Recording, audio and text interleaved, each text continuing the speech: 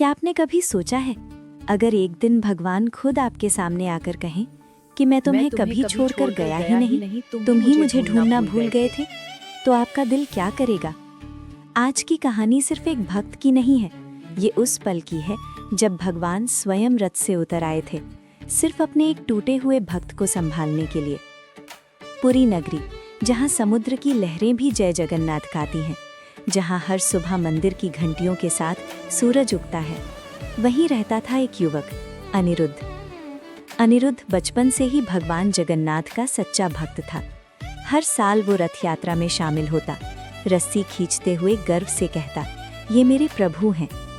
लेकिन इस साल उसके जीवन में अंधेरा उतर आया था। पिता का देहांत हो चुका था, घर पर कर्ज था, माँ बीमार थी और उसकी नौकरी भी चली गई थी। एक एक करके जैसे सब कुछ छिनता जा रहा था। रथ यात्रा का दिन आया।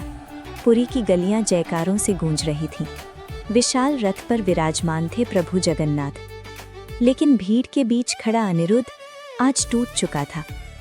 आंखों में आंसू भरकर वो बोला, प्रभु, मैंने बचपन से आपकी सेवा की, हर सुख दुख में आपका नाम लिया, फिर भी आपने मुझसे सब कुछ क्यों छीन लिया? उसकी आवाज कांप रही थी। जब पिताजी चले गए थे, मैंने आपको पुकारा था, आप क्यों नहीं आए? अचानक उसे लगा जैसे रथ की गति धीमी हो गई हो। भीड़ की आवाजें धीमी पड़ने लगी थीं। समय जैसे ठहर गया।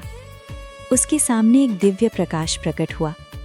वही विशाल नेत्र, वही मधुर मुस्कान। भगवान जगन्नाथ उसके सामने खड़े थे। अनिरुद्ध, एक शांत करुणामयी आवाज गूंजी। अनिरुद्ध, क्यों रो रहे हो? अनिरुद्ध घुटनों के बल गिर पड़ा। प्रभु, क्या सचमुच आप हैं या मैं सपना देख रहा हूँ? भगवान मुस्कुराए। अगर मैं तुम्हारे दुख में ना आऊं, तो मेरा भगवान होना ही व्यर्थ है। अनिरुद्ध रो पड़ा। आपने मुझसे सब क्यों ले लिया? भगवान ने प्रेम से कहा, मैंने तुमसे कुछ नहीं लिया, मैंने तुम्हें खाली किया है ताकि तुम्हें अपने प्रेम और शक्ति से भर सकूं। क्षण भर में दृश्य बदल गया। दोनों समुद्र किनारे खड़े थे। भगवान बोले, इन लहरों को देखो, जब तक ये पीछे नहीं हटती, नई लहरें आगे नहीं बढ़ती। अनिरुद्ध ने धीमे स्वर में पूछा, तो मेरे जीवन की पीछे हटती लहरें? वो तुम्हारी सबसे बड़ी जीत की तैयारी है। अनिरुद्ध की आंखों से आंसू बहने लगे। लेकिन प्रभु, जब मैं अकेला रो रहा था, तब आप कहाँ थे? भगवान की आवाज और भी कोमल हो गई। जब तुम्हारे पिता अंतिम सांस ले रहे थे, मैं वहीं था। जब तुम रात में अकेले रो रहे थे, मैंने ही तुम्हारी पीठ थपथपाई थी। तुम्हें लगा तुम अकेले हो, लेकिन तुम्हारी हर धड़कन में मेरा नाम था। अनिरुद्ध को याद आया, उस रात उसे अजीब सी शांति महसूस हुई थी। अब वो समझ गया, वो शांति भगवान ही थे।